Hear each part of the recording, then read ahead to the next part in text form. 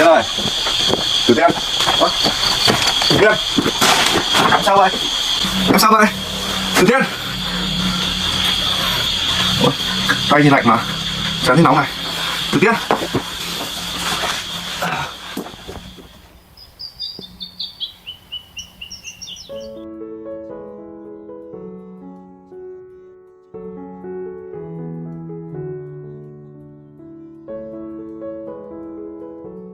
Jack steps into Lynn's modest home, the air thick with the earthy scent of drying herbs, bundles of leaves hanging from the ceiling, and a wooden table cluttered with jars of roots and powders.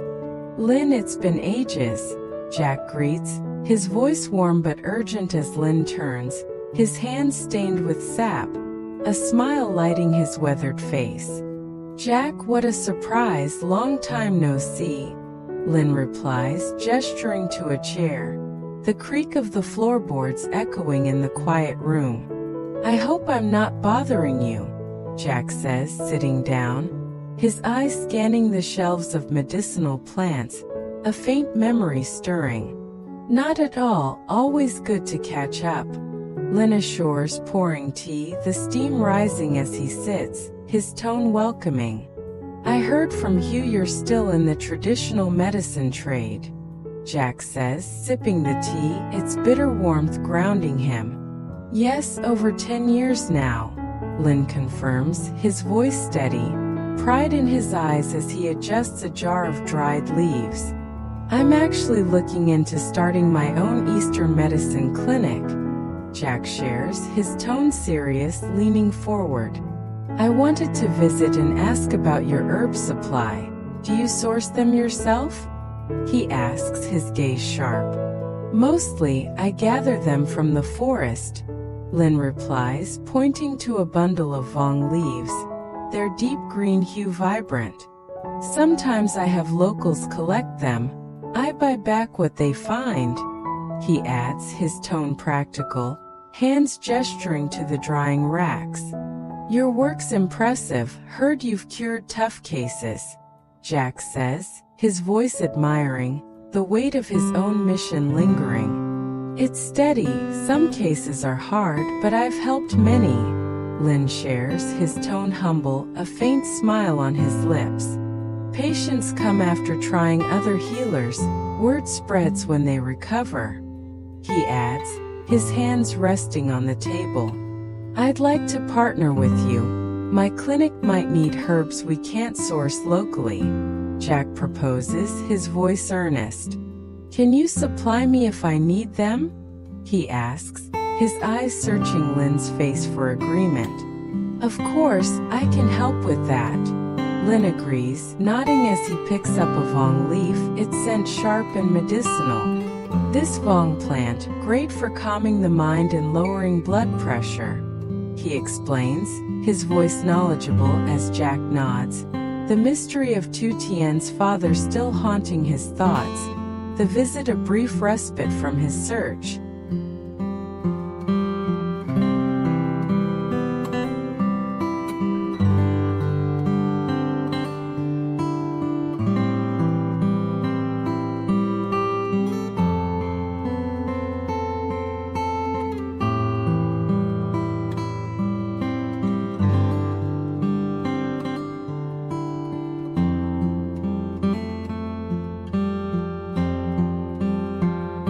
Tu Tien lies on a woven mat in her small home, the flicker of an oil lamp casting shadows on the wooden walls, her breathing shallow as Jack kneels beside her, his face etched with worry, the scent of rice porridge lingering in the air.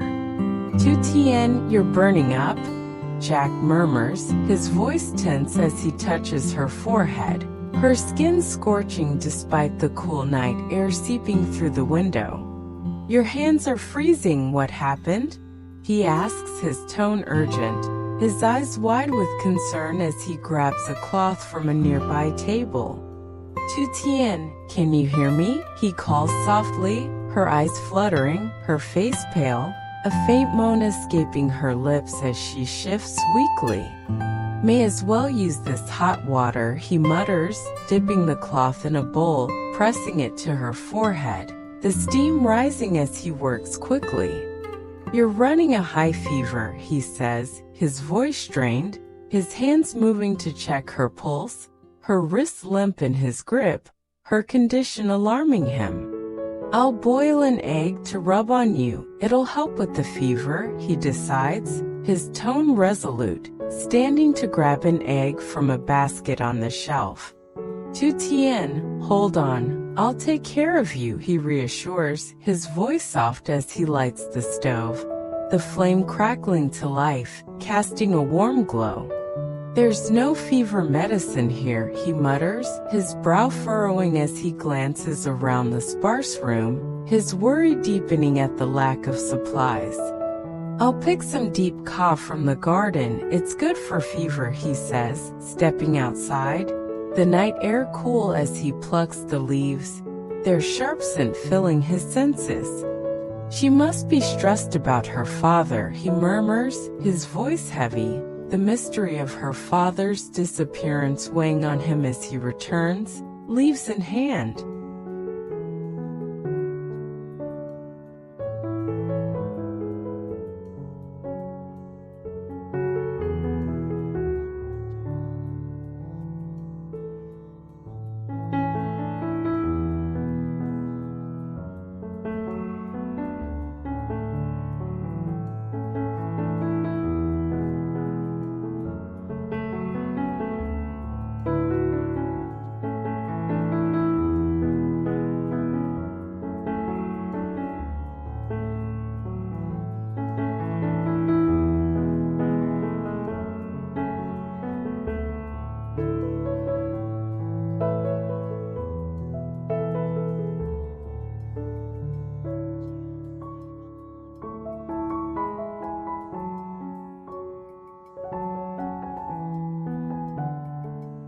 Here's the Diep. I'll add a pinch of salt to clean it, he says, grinding the leaves in a small bowl, the green paste vibrant against the wood, his hand steady. The egg's ready, he announces, peeling it carefully, the warmth radiating as he kneels beside her again, his movements gentle despite his racing thoughts. I'll rub this on you, it'll help, he says, rolling the egg along her back, the heat drawing out her fever, her breathing steadying slightly. Found a silver coin here, it'll help with the rubbing, he adds, using it to scrape gently, his hand steady, the coin leaving faint red marks on her skin.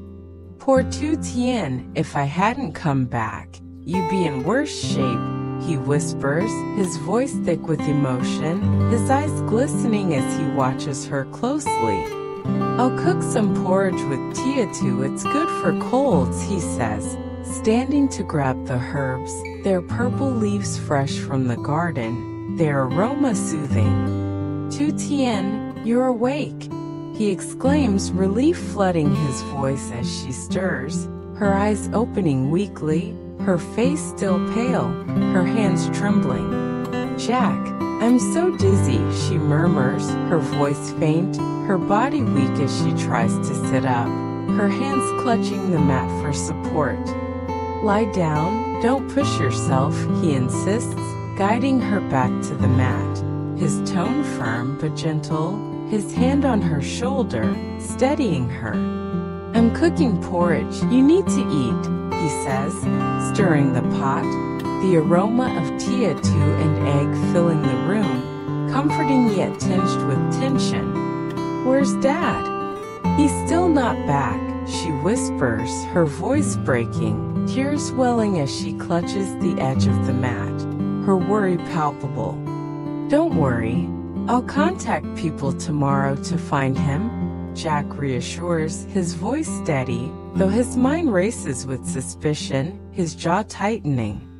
I'm scared something's happened to him, she confesses, her voice trembling, a tear slipping down her cheek as she looks at Jack, her eyes pleading. Don't cry, focus on resting, he soothes.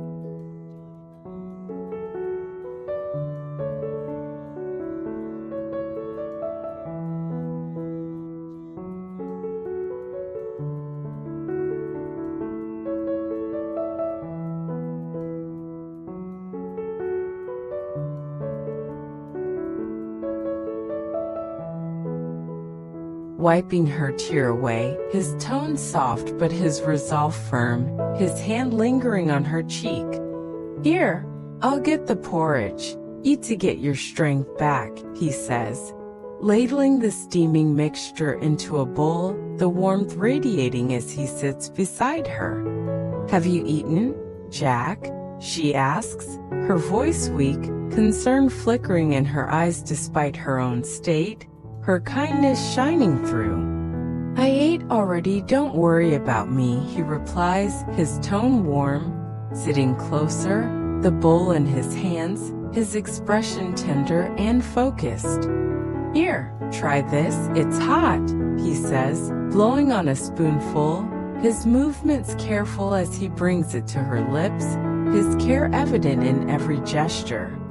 "Let me feed you," he insists, his tone gentle as she weakly shakes her head, her hands too shaky to hold the spoon, her body still frail. "I can do it," she murmurs, her voice faint, though she lets him feed her, the porridge warming her slowly, her breathing easing. "You're already feeling cooler. I gave you Lythica and rubbed you down," he shares, his voice relieved, watching her closely for any signs of improvement. "It's probably just a small cold. You'll be okay," he adds, his tone reassuring, though his worry about her father lingers, his mind racing. "Eat up. It'll help you recover," he encourages, feeding her another spoonful, the Lytietua's aroma soothing her, the warmth spreading through her body. "Jack, can you grab my phone? I want to call Dad," she asks, her voice trembling, her eyes pleading as she looks at him, her fear resurfacing. "Here, eat first, then I'll get it," he says, setting the bowl down briefly, his tone firm but caring, grabbing the phone from a nearby table. "Subscriber unavailable," the automated voice echoes as he dials, his face darkening, the mystery deepening with each failed call, his hand tightening around the phone.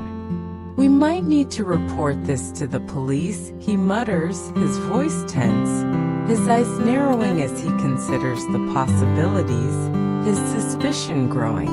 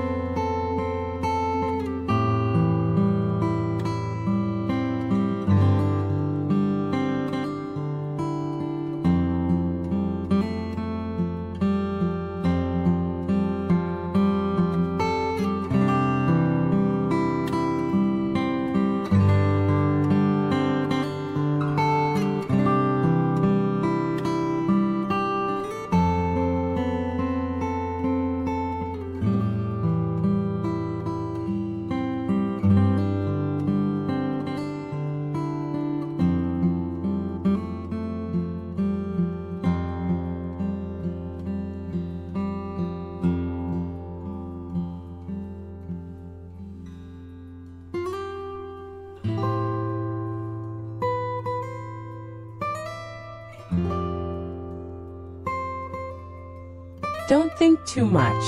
Focus on getting better," he says, turning to her, his tone steady, masking his growing concern, his hand resting on hers. "Tomorrow I'll get me to cook for you. Build your strength," he promises, his voice warm, trying to keep her spirits up, his care unwavering.